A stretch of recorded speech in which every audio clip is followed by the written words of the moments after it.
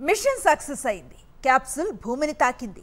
Sunitha Williams తో పాటు మిగిలిన ముగ్గురు వ్యోమగాములు బయటకు తీసుకువచ్చారు. సునీత నవ్వుతూ కనిపించారు. చేయూపి హాయ్ చెప్పారు. ఆ తర్వాత ఏం జరగనుంది? భూమికి తిరిగొచ్చిన వ్యోమగాముల పరిస్థితి ఏంటి? వారేం చేస్తారు? శారీరకంగానే కాదు, ఈ భూమిపై నివసించడానికి మానసికంగానూ వ్యోమగాములు మరోసారి సన్నద్ధమవ్వాల్సి ఉంటుంది. శరీరం మొత్తాన్ని తిరిగి గాడిలో పెట్టాల్సి ఉంటుంది. ఈ రోజు నుంచి మరో 2 నెలల వరకు భూమిపై వారు చేయబోయేది ఇదే. సుదీర్ఘ నిరీక్షణకు తెరపడింది. 9 నెలల పాటు అంతర్జాతీయ అంతరిక్ష కేంద్రంలో గడిపిన సునీత విలియమ్స్ భూమి మీద అడుగుపెట్టారు. What next? ఆమె వెంటనే ఇంటికి వెళ్ళిపోవచ్చా? ఆమె ఆరోగ్య పరిస్థితి ఏంటి?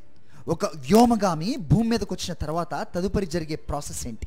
సునీత విల్మోర్తో పాటు హేక్ అలాగే గోల్బ్నౌ సేఫ్గా భూమి మీద అడుగుపెట్టారు. డ్రాగన్ వ్యోమనౌక వీళ్లను క్షేమంగా అంతరిక్షం నుంచి భూమి మీదకి తెచ్చింది. క్యాప్సూల్ నుంచి వీళ్లను బయటకు తీసి స్ట్రెచర్ లాంటి వీల్ చైర్లో నేరుగా జాన్సన్ స్పేస్ సెంటర్కు తరలించారు. అంతరిక్షంలో గురుత్వాకర్షణ లేకపోవడంతో వారి కండరాలు ఎముకలు బలహీనపడతాయి. కాబట్టి భూమి మీదకు వచ్చిన వెంటనే వాళ్ళు నడవలేరు. 9 నెలల పాటు అంతరిక్షంలో ఉన్న సునీత విలియమ్స్ అయితే మరోసారి కొత్తగా నడవటం ప్రాక్టీస్ చేయాల్సి ఉంటుంది. మనం నడవటానికి వీలుగా అరికాల కింద చర్మం గట్టిగా తయారవుతుంది. అంతరిక్షంలో 9 నెలల పాటు తేలియాడిన సునీతకు పాదాల కింద చర్మం మెత్తగా అయిపోయి ఉంటుంది.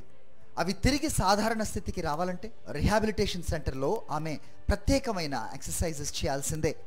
జాన్సన్ రిహాబిలిటేషన్ సెంటర్లో 45 రోజుల్లో 3 దశల్లో శిక్షణ ఇస్తారు. ఫస్ట్ ఫేజ్లో కండరాలు గట్టిపడటంపై దృష్టి పెడతారు.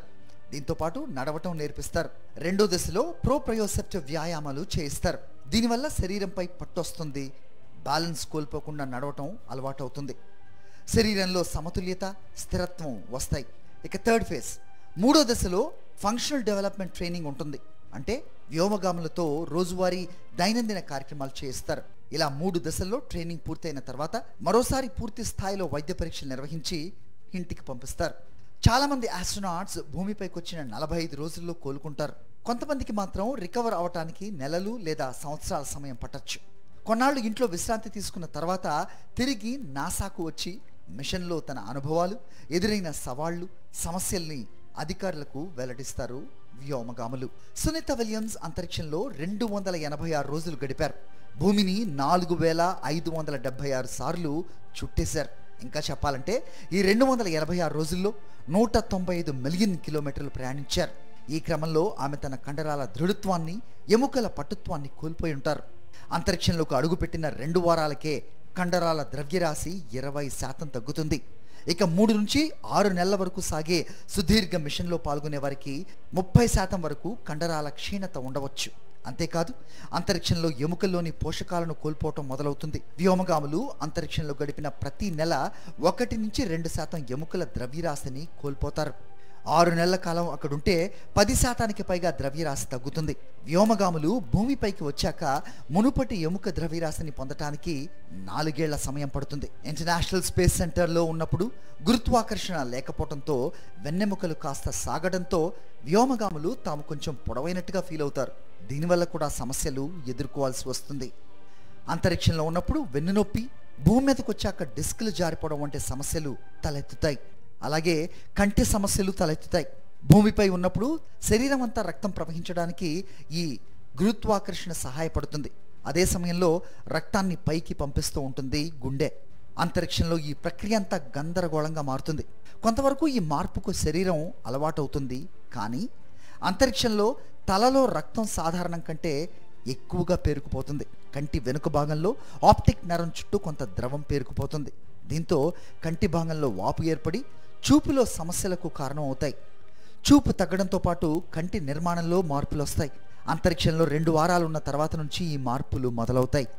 సమయం గడుస్తున్న కొద్దీ ప్రమాదం మరింత పెరుగుతుంది. వ్యోమగాములు భూమి మీదకు తిరిగొచ్చిన ఏడాది లోపు కంటికి సంబంధించిన కొన్ని సమస్యలు తగ్గిపోవచ్చు. కానీ కొన్ని మాత్రం శాశ్వతంగా ఉండిపోతాయి. ఇలా చెప్పుకుంటూ పోతే ఎన్నో ఆరోగ్య సమస్యలు ఆస్ట్రోనాట్స్ను వెంటాడతాయి. వీటన్నిటి నుంచి సునీత కోలుకోవాల్సి ఉంటుంది. అందుకే 45 రోజుల పాటు ఆమెను రిహాబ్ సెంటర్లో ఉంచుతారు. 45 రోజుల పాటు రిహాబ్ సెంటర్లో కోలుకుని ఆ తర్వాత ఇంటికి వెళ్తారు సునీత విలియమ్స్. ఇంటికి వెళ్ళిన వెంటనే తన పెంపుడు కుక్కలతో గడపాలని అనుకుంటున్నట్టుగా ఆమె వెల్లడించారు. పెంపుడు కుక్కలతో లాంగ్ వాక్ చేయాలని, సముద్రంలో ఈత కొట్టాలని ఉందంటూ ఆమె ప్రకటించారు. సునీతకు లాబ్రడార్ జాతికి చెందిన 2 కుక్కలున్నాయి. అవంటే ఆమెకు చాలా ఇష్టం. ఆమె అంతరిక్షంలో ఉన్నన్ని రోజులు వాటి సంరక్షణను భర్త మైకేల్ విలియమ్స్ చూసుకున్నారు. ఇంటికి వెళ్ళిన వెంటనే తన పెంపుడు కుక్కలతో ఎర్లీ మార్నింగ్ వాకింగ్ చేస్తానని, పక్షులు చేసే శబ్దాలు కూడా వినాలని ఉందంటూ ఆమె చెప్పుకొచ్చారు.